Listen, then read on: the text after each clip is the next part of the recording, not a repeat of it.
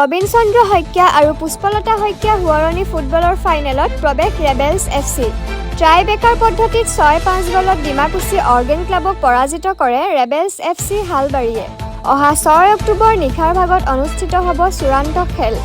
নলবাৰী জিলাৰ অন্তৰ্গত বৰভাগ United sports ক্লাবৰ উদ্যোগত বৰখালাস্থিত পশ্চিম বৰিগুগ ধীৰ দত্ত উচ্চতৰ মাধ্যমিক বিদ্যালয় খেলপথাৰত আয়োজিত ৩৬তম বৰ্ষৰ দ্বিতীয় বাৰ্ষিক প্ৰয়াত প্ৰবীণ চন্দ্ৰ শইকীয়া আৰু পুষ্পলতা শইকীয়া সোঁৱৰণী চলন্ত ট্ৰফী প্ৰাইজমণি ফুটবল প্ৰতিযোগিতাৰ আজি দ্বিতীয়খন ছেমিফাইনেল খেল ৰেবেলছ FC হালবাৰী আৰু ডিমাকুচি অৰ্গেন ক্লাবৰ মাজত অনুষ্ঠিত হয়।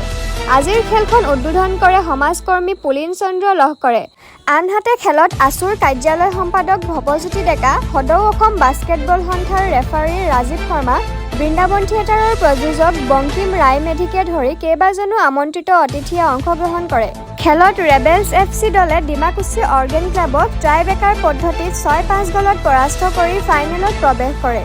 খেল পৰিচালনা সমিতিয়ে জনায় যে অহা ৬ অক্টোবৰ নিশা লাইটৰ পোহৰত ৰেবেলছ FC হালবাৰী আৰু গ্ল'বেল FC কোকৰাঝাৰৰ মাজত চূড়ান্ত খেল অনুষ্ঠিত হ'ব। চূড়ান্ত খেলত সমূহ ৰাইজৰ উপস্থিতি শ্ৰদ্ধাৰে কামনা কৰিছে পৰিচালনা সমিতিয়ে। বহু বছৰৰ পৰা চলি আহি আছে, প্ৰতি বছৰে মই এইখন খেলা কেতিয়াও মিছ নকৰোঁ। এই তাহানি যে লগৰ পৰা স্কুলত পঢ়ি থকাৰ পৰা এই বৰখালা ফিল্ডত স্কুলৰ পৰা বাহিৰে বাহিৰে কিমান খেল উপভোগ কৰিছিলোঁ, সেইবিলাক কথা আজি মানে খুব মনত পৰিছে আৰু পুৰণা কথাবোৰ মনত পৰি খুব ভাল লাগিছে।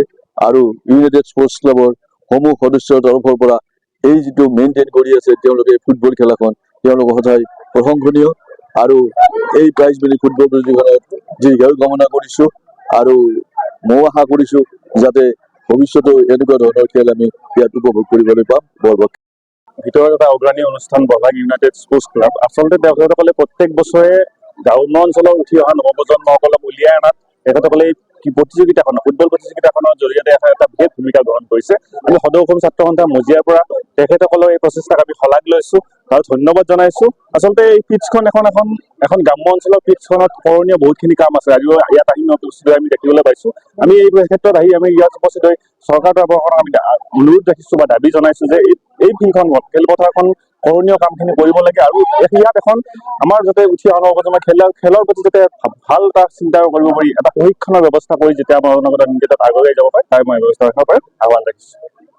বৰভাগ ইউনাইটেড স্পৰ্টছ ক্লাবৰ উদ্যোগত 36তম বৰ্ষৰ দ্বিতীয় বাৰ্ষিক প্ৰবীণ চন্দ্ৰ শইকীয়া আৰু পুষ্পলতা শইকীয়া সোঁৱৰণী চলন্ত ট্ৰফী প্ৰাইজমানি ফুটবল প্ৰতিযোগিতাখনত আজি উপস্থিত থাকিবলৈ পাই নিজকে সৌভাগ্যৱান বুলি ভাবিছোঁ।